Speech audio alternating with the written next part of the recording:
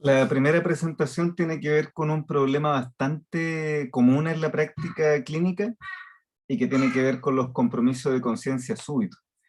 ¿Por qué es importante saber esto? Porque muchas veces se hace la consulta por qué ocurrió un compromiso de conciencia súbito y muchas veces, por lo menos desde el punto de vista neurológico, ¿cierto?, nos llega el paciente para un diagnóstico diferencial de epilepsia. O dicho de forma más general, como que hubiera sido una convulsión. Como vamos a ver en la otra presentación que tenemos, ¿cierto? Convulsión no necesariamente lo mismo que epilepsia. Bueno, ¿por qué es importante tener algunos conceptos básicos? Porque pudiera haber alguna enfermedad grave, ¿cierto? Es muy importante la historia, porque muchas veces el compromiso de conciencia ya lo tuvo el paciente y hay que interrogar al acompañante. Y lo que siempre tienen que saber es que lo primero que hay que tratar de descartar son causas generales antes de pensar, insisto, ¿cierto?, de lo neurológico, que es lo que nos convoca acá. Siempre hay que descartar causa general, o sea, que un compromiso de conciencia sea, por ejemplo, por un síncope, por una lipotimia, por una arritmia, ¿ah? Eso es mucho más común, ¿cierto?, que una causa neurológica. Y lo segundo, ¿cierto?, es si efectivamente descartamos las causas generales y nos pareció que fuera una convulsión, ojo, como vamos a ver, ¿cierto?, en otra de las presentaciones, que una convulsión tampoco necesariamente significa epilepsia. Hay muchas causas que pueden provocar convulsiones, que le puede ocurrir a cualquier persona, y que no necesariamente, ¿cierto?, van a significar epilepsia. Entonces, cuando yo tengo un paciente con un compromiso de conciencia, siempre uno se pregunta, chuta, ¿será un compromiso, será una crisis convulsiva? Si es una crisis convulsiva, ¿será una epilepsia? ¿O será alguna causa general, lo que nosotros llamamos una crisis incidental? ¿Ya? Lo otro que siempre es importante, bueno, ¿qué exámenes voy a pedir si sospecho alguna enfermedad epiléptica? En el caso que fuera, bueno, ¿qué medicamentos dejamos, cierto? Y cuáles son los medicamentos más costo efectivos. Pero la primera pregunta, ¿cierto?, es si corresponde a una crisis convulsiva o no. Y les insisto que esto parece como poco relevante, a lo mejor no algo tan importante, pero en la práctica clínica es increíble la cantidad de pacientes, ¿cierto?, que se catalogan como que fue una convulsión y absolutamente no. Era un síncope, era una lipotimia, etcétera, y terminan siendo diagnosticados falsamente o ocupando medicamentos por un buen tiempo que no tienen indicación. Entonces, ¿cuáles son las cosas que pueden provocar compromiso de conciencia súbito y que pudieran estar en un contexto de diagnóstico diferencial de cuadro convulsivo? La hipoglicemia, el síncope, el accidente cerebral transitorio, cuadros conversivos, amnesia global transitoria y una migraña. Lo más importante acá, que es algo muy similar a lo cerebrovascular, es hacer una hemoglobotest, ya, porque la hipoglicemia puede dar compromiso de conciencia e incluso puede ser fatal o dejar ciertas secuelas si es que no se trata rápidamente. No hay que buscarlo solamente en pacientes diabéticos, sino que en todo paciente comprometido de conciencia, porque como ustedes saben, ¿cierto?, la hipoglicemia lo puede tener cualquier persona. Y lo otro, y que ya lo hemos visto en cerebro vascular, no solamente puede dar compromiso de conciencia, sino que inmediatamente puede dar una focalidad. Por lo tanto, la hipoglicemia en un compromiso de conciencia es muy importante descartarlo, y es muy fácil, solo una hemoglobotest. El otro cuadro que pudiera dar un compromiso de conciencia súbito y que después se pudiera recuperar es que tengamos un trombo en la arteria basilar.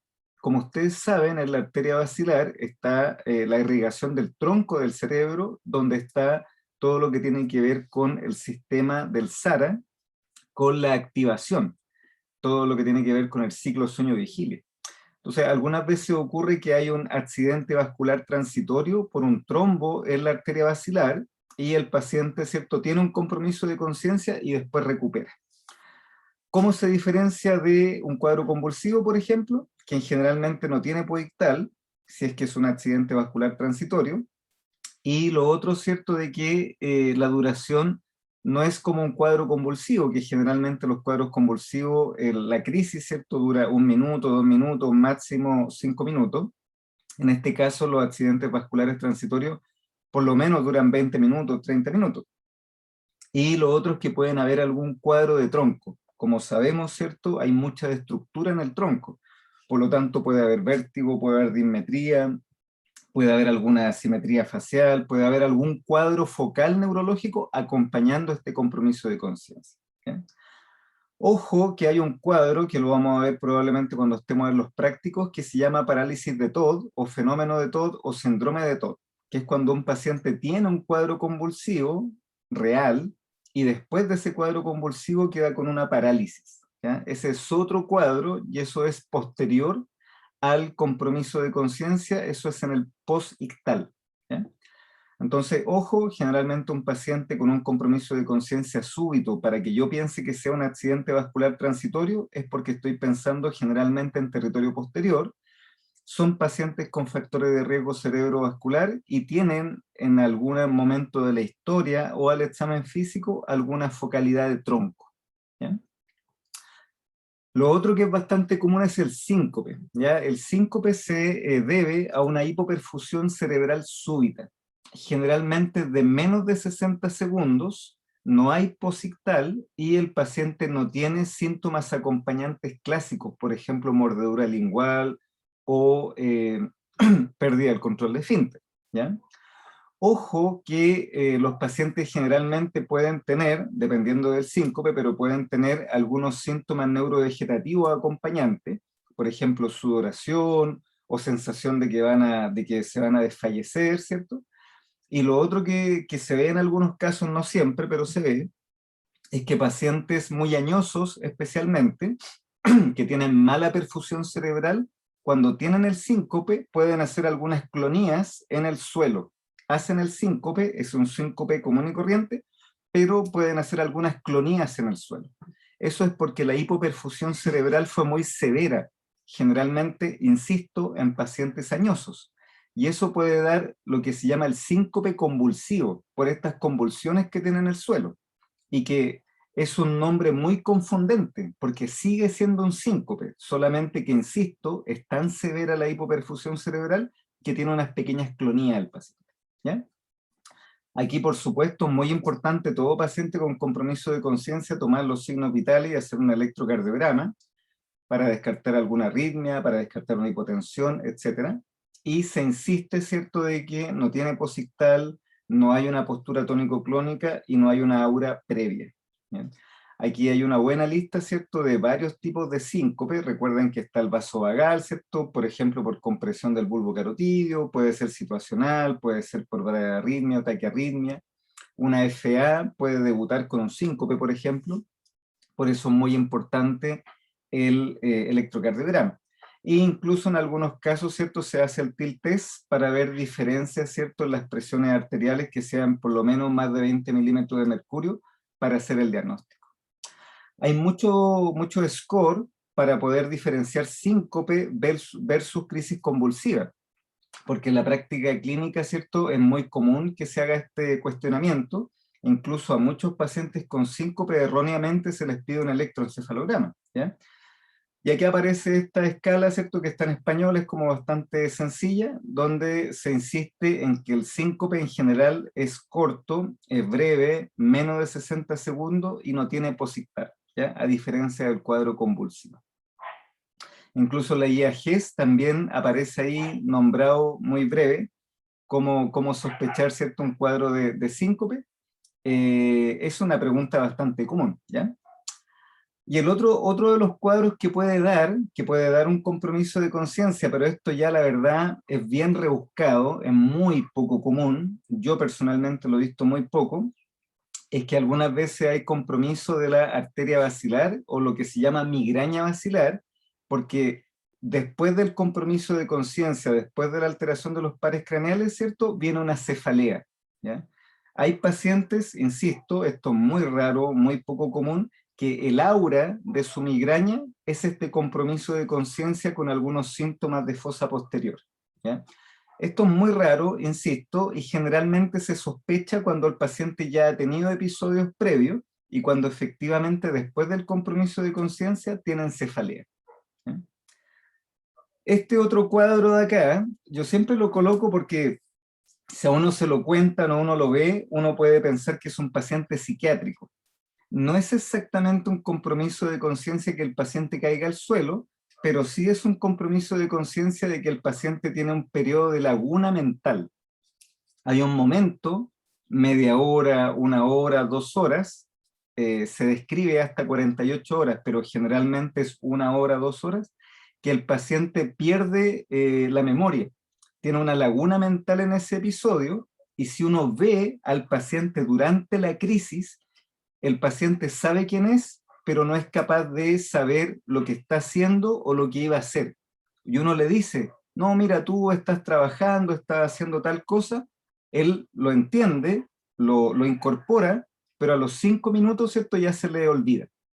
Y una vez que pasa este episodio, el paciente tiene una laguna mental de ese momento, ¿ya?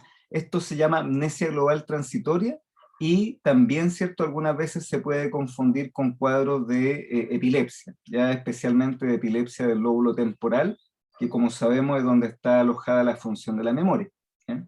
Generalmente un cuadro benigno, no se repite en el tiempo, pero hay algunos casos, ¿cierto?, que se asocia con epilepsia, y por eso es importante conocer de esta patología, porque generalmente hay que hacer un estudio con resonancia y con electroencefalograma. ¿Bien? El otro cuadro que pudiera dar un compromiso de conciencia, y que la verdad que este tipo de cuadro es bien difícil de diagnosticar, y generalmente el diagnóstico debe hacerlo el especialista, es el cuadro conversivo. ¿Qué significa esto? De que el paciente hace un compromiso de conciencia incluso con posturas tónico-clónicas o con posturas similares a un cuadro convulsivo, pero efectivamente no tiene convulsión, el electroencefalograma, ¿cierto?, está normal. Generalmente son pacientes que se tienen que ver en conjunto con psiquiatría, y es muy importante aquí el descarte y poder hacer un electroencefalograma. Ojo, que desgraciadamente este tipo de cuadros son complejos, porque hay mucho paciente epiléptico que tiene crisis epiléptica y que además tiene crisis conversiva. ¿Ya? Eso desgraciadamente se ve, y por eso que muchos de estos pacientes son muy complejos de evaluar, y se sugiere, si un médico tiene la duda, ¿cierto?, por supuesto pedir un electroencefalograma, y por supuesto pedir la colaboración del especialista. ¿Ya? Fíjense que aquí hay varios tips sobre una crisis psicógena versus una crisis epiléptica. ¿Cuáles son las cosas que yo les puedo comentar que son bien importantes? Uno es el posictal. Generalmente el paciente que tiene crisis conversiva o crisis psicógena no epiléptica tiene muchas crisis, pero no tiene posictal. Entonces es bastante llamativo de que un paciente tenga 4, 5, 6 crisis convulsivas, entre comillas, al día, y que después de la crisis quede como si nada. Eso da para sospechar. Lo otro, cierto, que es muy importante es que cuando el paciente tiene la crisis, si uno logra ver una crisis psicógena, y uno intenta abrirle los ojos al paciente con la crisis psicógena, generalmente el paciente cierra los ojos, se pone oposicionista y cierra los ojos con fuerza. En cambio, el paciente que realmente tiene un cuadro convulsivo, él está comprometido de conciencia generalmente, y yo le puedo abrir los ojos sin ningún problema. Incluso un paciente que tiene una crisis convulsiva real, yo le abro los ojos, no hay resistencia, y se ve que las pupilas están generalmente dilatadas. ¿Bien?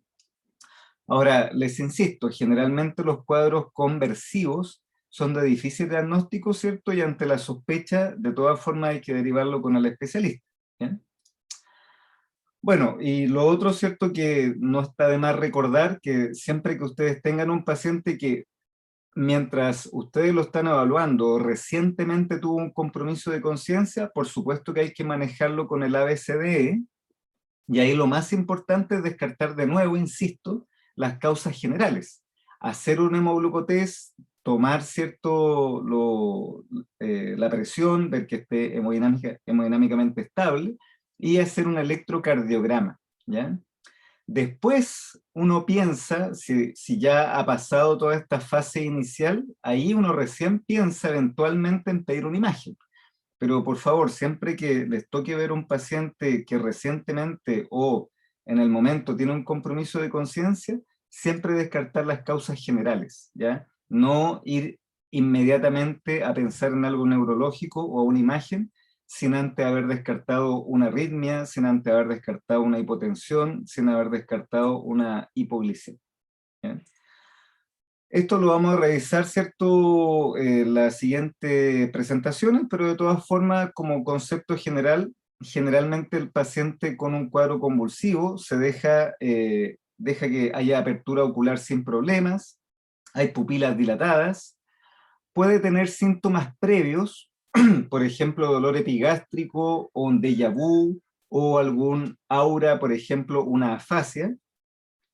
Generalmente son breves estas auras y después viene la crisis, ¿ya? Dependiendo del tipo de crisis, generalmente las crisis convulsivas reales son crisis breves, la gran mayoría dura no más de 5 minutos, y la crisis más conocida y más difundida, que es la tónico-clónica, tiene una fase tónico-clónica, puede haber algún tipo de automatismo, ¿cierto? Y generalmente hay un posictal que puede durar por lo menos 20 minutos, ¿ya? Ahora, ojo de que hay distintos tipos de crisis. Hay crisis también que son mioclónicas, hay crisis de ausencia, bueno, vamos a ver a continuación el detalle de eso. Pero en general, cuando se habla de la crisis más común, que es la tónico-clónica generalizada, el paciente tiene toda una fase, primero tónica, después clónica, y después queda con un posictal por lo menos de 20-30 minutos. La mordedura lingual, ¿cierto?, se observa en algunos casos de convulsión tónico-clónica generalizada y generalmente en lateral, a diferencia de algunos casos de crisis conversiva, crisis no, crisis psicógena, que ahí la mordedura lingual es en la punta de la lengua, ¿ya? Eso es lo que podríamos hablar, ¿cierto?, de compromiso de conciencia en agudo. Lo principal de esta presentación es que antes de pensar en algo neurológico y específicamente que el paciente haya convulsionado, el compromiso de conciencia, ¿cierto?, hay que descartar las causas generales.